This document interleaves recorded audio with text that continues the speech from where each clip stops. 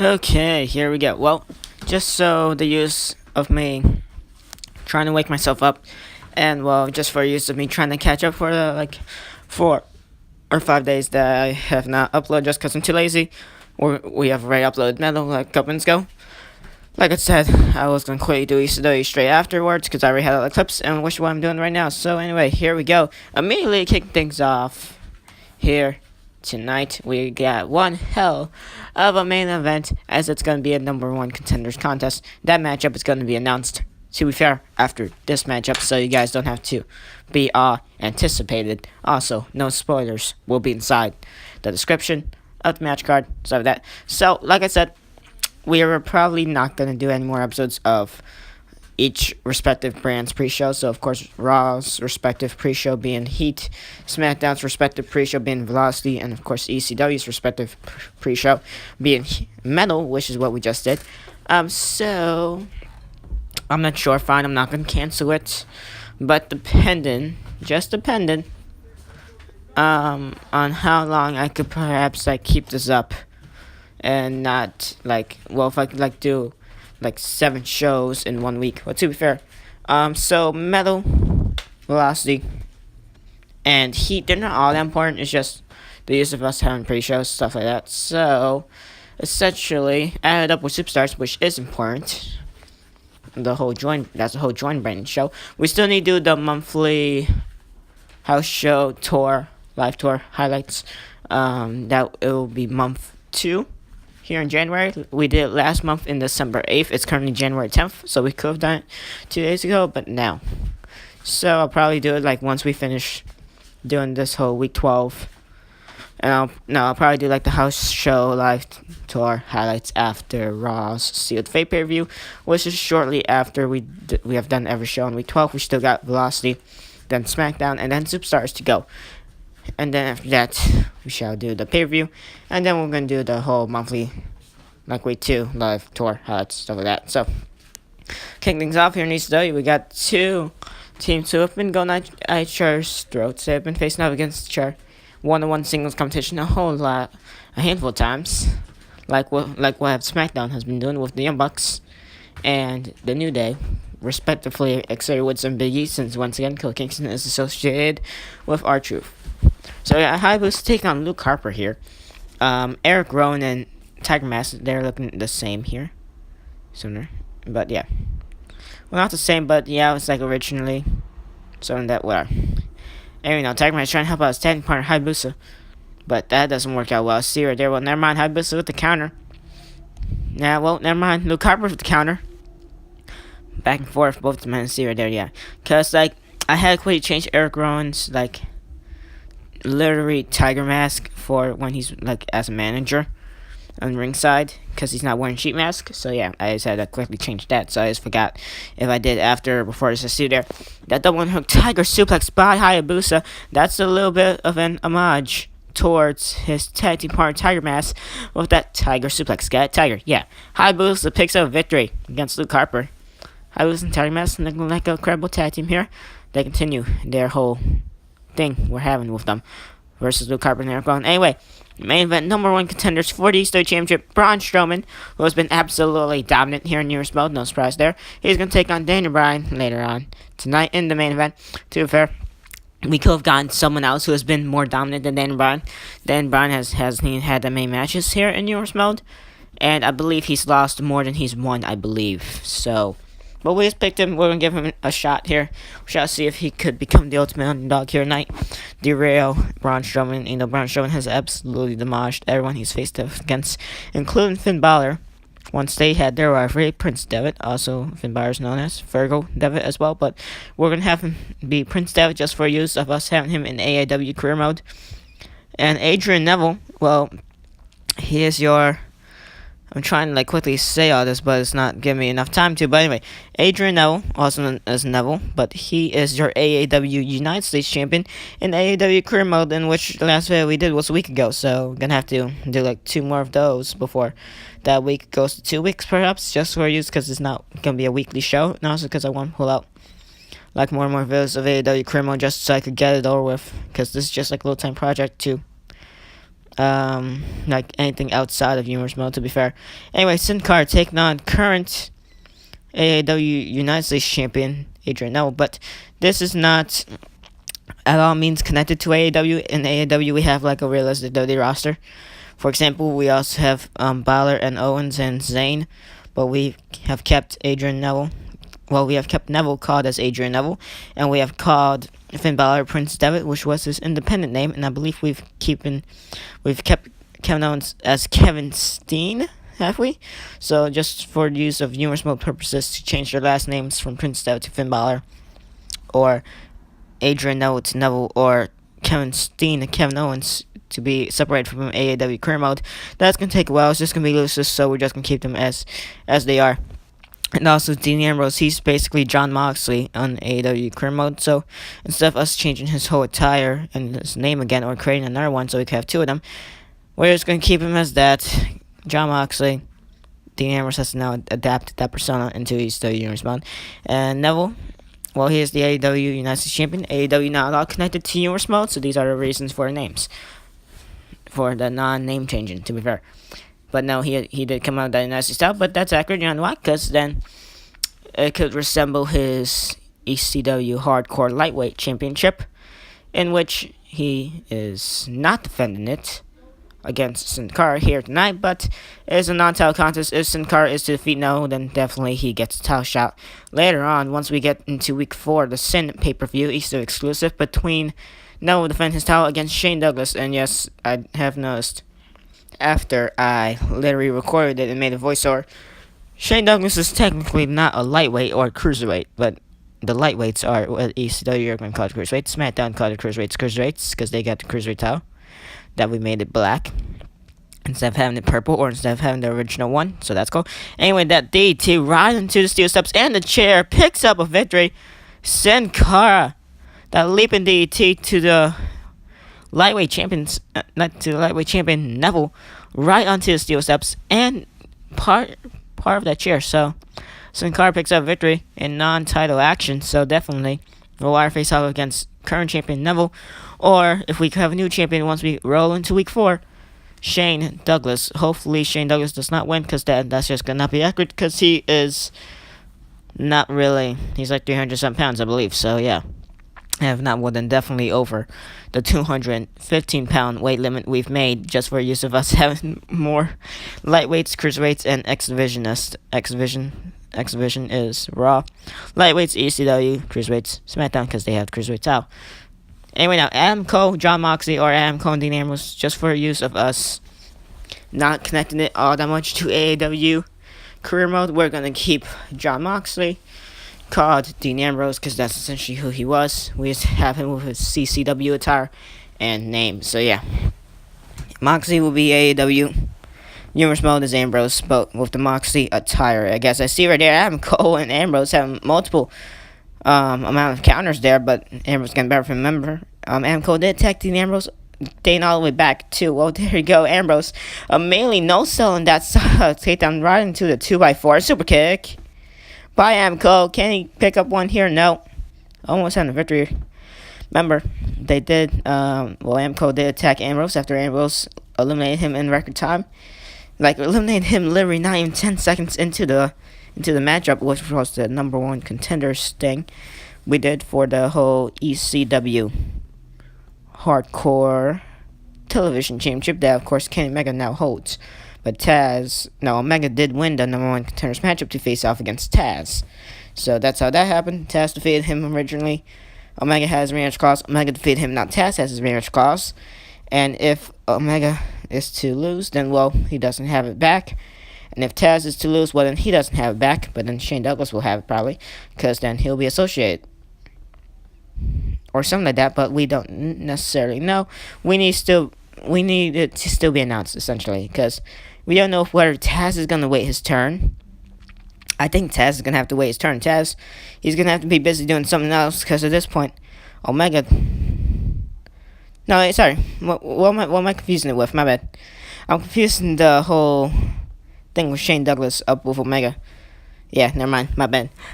I was going to call the action because I was completely botched, and now I forgot what I was originally trying to say. So, anyway. Time to call back the action here. But anyway, Adam Cole and Ambrose, they did have a whole altercation. Once Cole immediately got eliminated, and he actually wanted the matchup. It was originally a fatal four-way, but then after that, ECW GM Paul Heyman added in Omega into it, which made it, or whatever. Anyway, it was a six-man matchup, but I'm not sure if Omega being added to it along with the likes of Adam Cole made it from fatal four to a six-way, or it was a triple threat, and then we just had three more people or something that, or whatever. I can't remember. Anyway, that was dating all the way back in like earlier weeks, and then week 4, 5, 6, 5 was the ECW exclusive Barely Legal pay-per-view where we had like stuff like that happen. Cole actually won the matchup because he was one of the early ones eliminated in the number 1 Contenders Battle Royal weeks prior, and then once he got the matchup, he like immediately lost to Ambrose. Then he attacked Ambrose backstage. In the next episode, then they had a random popcorn matchup in the pay-per-view, the Barely Legal pay-per-view. So now they're revisiting that. Essentially, that took me such a long time to explain. But so far, it's actually been a pretty good matchup. I actually have been paying attention to it. It's actually been pretty okayish so far. Anyway, now I see there Adam Cole trying to wear down Ambrose with the half-leg crab. And now quickly change into the Lion Tamer near across the back of the neck, back of the skull as well. Anyway, now Ambrose with that, what was it called again? I've called it so many times in these videos. Surfboard. Is it, or is that a bow and arrow? I can't remember. Oh, whatever. It's a surfboard, I think. Yeah, it is. Anyway, now Ambrose, well, did he connect that? No, he didn't. He didn't connect, then he dropped. Anyway, now Adam Cole with that hockey stick, 2x4s in the ring. Ambrose did hit his head on that earlier, but then no-sold it. Immediately got back up from the side title takedown after he went off the top rope, hitting Adam Cole slightly at the back of his shoulders, trying to hit him with the money, but not completely work out. And how does Ambrose get a victory over Adam Cole? Then he hit him with the money. Ambrose picking up another win against Adam Cole of Bullet Club. Bullet Club, of course, scattered all throughout Raw, SmackDown, and ECW. Only members of Bullet Club on ECW are Adam Cole and Prince Devitt, aka Finn Balor. SmackDown has the Young Bucks, I believe only the Young Bucks, and Raw has most of them with Cody Rhodes and SmackDown only has the Young Bucks. Yeah. Okay, whatever. We need more members, and we are actually gonna have some debuts for some newer members. I'm not gonna spoil anything, but we are gonna have some. Remember, we still need that mystery Bullet Club person to come to Raw along with Brock Lesnar, but yeah, we still need them to actually debut. Anyway, I see there's shotgun dropkick from Balor. Immediately to Jerry Lynn as soon as he goes on top rope. Finn Balor, he's actually been on roll here ever since he's ended off his rivalry against. Ever since Balor has ended off his rivalry against Braun Strowman just a couple of weeks ago. Because they have, like, I think they ended it off in, like, week 8. So, yeah. Balor, he's been having a whole lot of good one-on-one matches against multiple opponents. Winning a couple of them, he did defeat Jericho, I believe. Did he defeat Chris Jericho? I'm not even sure if he did defeat Chris Jericho. In the last episode we did, which was week 11, I think he did. Not sure if he did. Yeah, I think he did. Pretty good matchup as well, so yeah. Jerry Lynn now answers up to the challenge ECW Original against, well, first our Bullet Club leader, Finn Balor. If you want to count in Carl Anderson as a Bullet Club leader, I guess you could. He was somewhat, I believe I read somewhere that he was like somewhat of a Bullet Club leader. Oh no, over there. Well, let's see right there. Balor immediately turned into a dropkick. Turn around, again, dropkick towards toes. That's kind of a hurricane though. Jerry Lynn, Finn Balor, definitely not sure what to say about that. See right there. Balor, no selling that.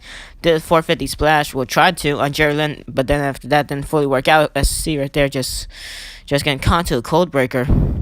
Jericho didn't hit that at all. And Balor not. He's not selling anything. He is not selling no moves here. And now Jerry Lynn getting frustrated. But let's see that sharpshooter. But Jerry Lynn gonna get out of that. Back and forth here between these two men now with the strikes and half-leg crab into a Boston crab. Well, it's Jericho, but let's see right there. Both of these men having fast-paced action here, only a 2 count. And now Lynn getting chopped down for his toes. Moonsault by Balor.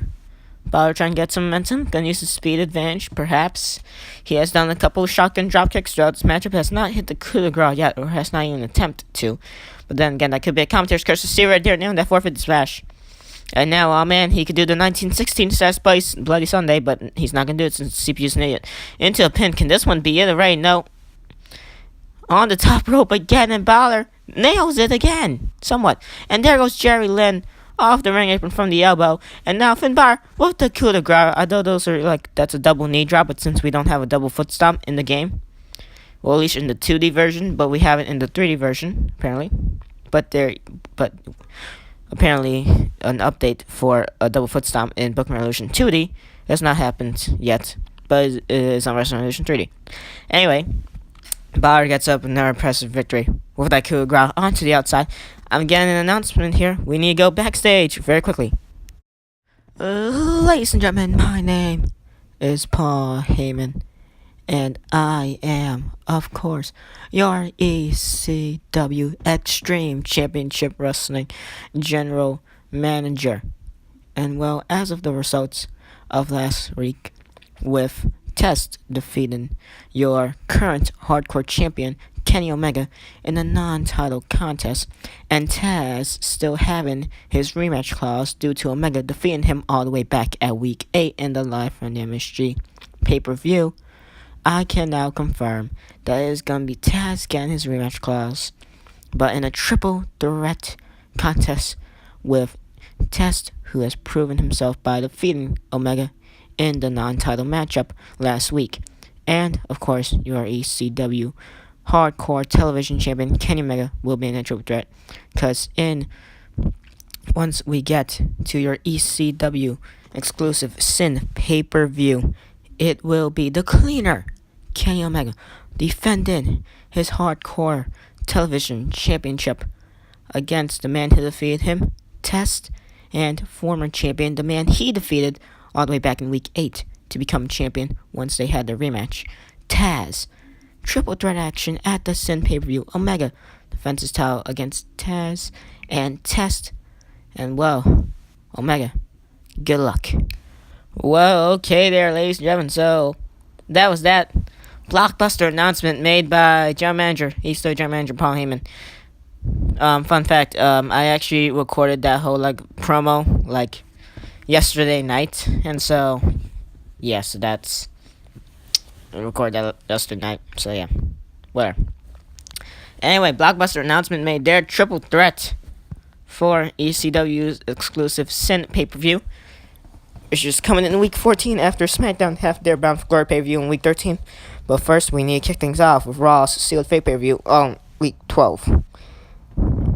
But once ECW has their exclusive pay-per-view, or their second exclusive pay-per-view, the joint branded Live from the MSG in week 8 does not count as brand exclusive because all brands are on it, so it doesn't count as brand exclusive, I guess. But yeah. Anyway, blockbuster announcement, triple threat, Kenny Omega gonna have an either lesser, greater amount of odds. Gonna be defending that ECW Hardcore Television Championship against not only the man he defeated from originally, Taz, but also the man who actually defeated him in a non-title contest last week, Test. Now, we could do the same thing with Sin Cara, put him in the triple threat against Shane Douglas and Champion Neville, but no, we're not going to do that because then we're just going to have a whole lot of triple threats set up from that apparent reason. So, yeah, we're not going to be doing that. So, Neville and Shane Douglas will still happen at the pay-per-view, but Sin Cara will be next in line for a championship opportunity, I guess, unless if Neville is to get his rematch clause. Well, of course, if Shane Douglas is to defeat Neville, let's say Shane Douglas defeats Neville, Neville has his rematch clause. Let's say Neville defeats Shane Douglas, and then it's the last shot. Whoever loses that matchup doesn't get a rematch clause anymore. Once we get into 3 matches, essentially, by either way, it gets set up. Once we get into 3 matches in a row, or 3 matches for a championship in general, no more rematch clauses until a while. So, Taz, he loses, he doesn't have any more rematch clauses. Omega, he loses, he doesn't have any more rematch clauses. It does not affect Test either way because he is new to the title slot, so he will have a rematch clause against either Omega or Taz if he has to win or actually get pinned by any one of those men.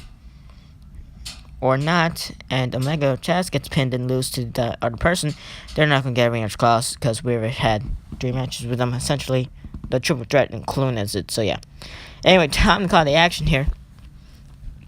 Braun Strowman been a complete monster, so can he be able to take on the underdog? And that is Dan Bryan seated there. Bryan, the yes man, the goat face. I see right there, missing that shotgun dropkick off the motorcycle into the outside, hitting his back and perhaps the back of his neck and head. That injured back of the neck. I see right there, falling right onto the bell off that discus punch. I see right there. Now, Bryan, he's just going to try and fight back here. Nails the German suplex. Now, Strowman, he's on the glass plane. Perfect bands. I see the Strowman. Clotheslines. Bryan jumping off the glass plane. Clotheslines Dan Bryan through the glass. Braun Strowman picks up a victory in the quick main event here tonight. Strowman will face off against ECW champion Minoru Suzuki at the ECW exclusive Sim pay-per-view. We did have Suzuki in a couple episodes of ECW in non-title contests, and he actually has won all of them, I believe. So Suzuki, he gets the night off. We got 2 more episodes to go of build-up, including week 13 and week 14, and then after that, after we do all the other shows in week 14, we go on to the pay-per-view. That's still also week 14. So yeah. So that was a good episode of ECW. Commentary probably was a little bit lackluster. Wasn't feeling all that much up to it doing it. At the end of the day, I finished it. It's been 21 minutes and something seconds, probably 22. It's going to probably end off at like 23 minutes, 24 minutes, probably 25 minutes because I'm going to take forever to talk. I don't know. Anyway, you guys probably might have noticed that there's been what did I even say? Some background noise. My bad, I can't talk. Some background noise, mostly because I did not use the Bluetooth headphones that I used while I was recording Raw Week 12 a couple of days ago. I didn't use them for Heat either. I started using them for Raw, even though I could have actually started using those headphones starting all the way back to, I think, Our Velocity or SmackDown Week 11. And I could have also used it for like Superstars as well, but I was too lazy to. I used it for SmackDown or Superstars. Or Heat, which is what I did for Raw. Too lazy to do it for Metal. Or ECW, I'll probably go back to doing it and use it for Velocity and SmackDown. Well, since Velocity's not all that important, it's just a pre-show. So it's Heat and Metal, but I actually do enjoy Velocity better, probably just because SmackDown has a better roster and because it's green, so I love green. Yeah, did not use any of the 2 Bluetooth headphones.